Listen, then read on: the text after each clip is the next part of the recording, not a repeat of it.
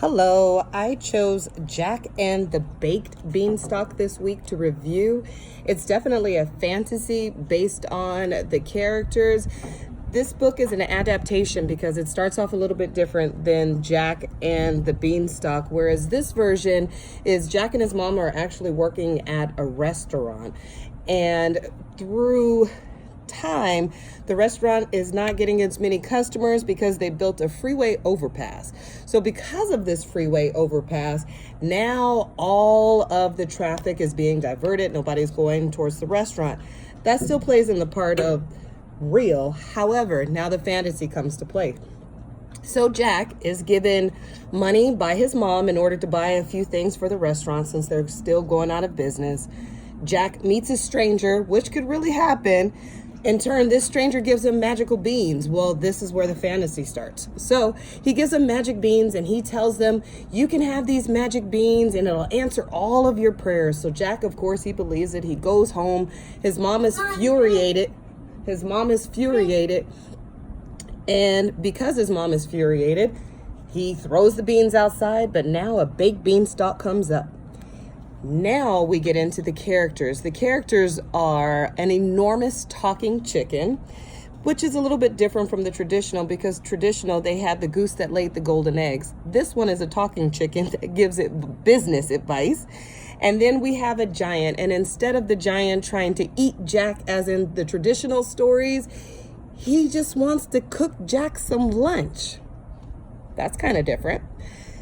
After Jack eats lunch, he tells the giant all about his money problems with his mom and the giant really wants to help. He wants to help Jack so much, in fact, that he's willing to go down the beanstalk and he's willing to meet his mom and live with Jack.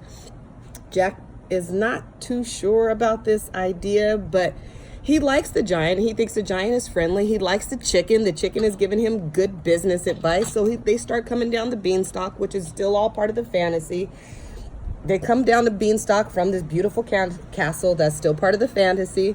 After they come down the beanstalk, the giant breaks the beanstalk and he's no longer able to go up there. Still part of the fantasy.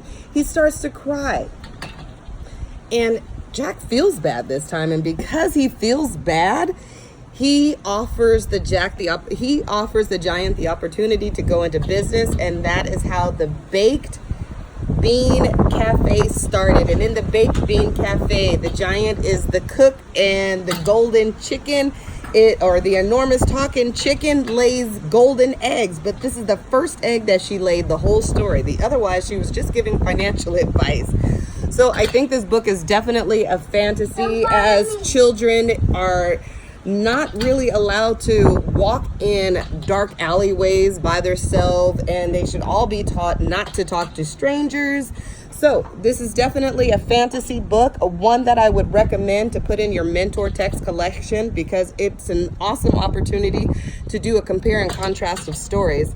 Thank you again for our fantasy read of Jake and the Baked Beanstalk by Colin Stimson.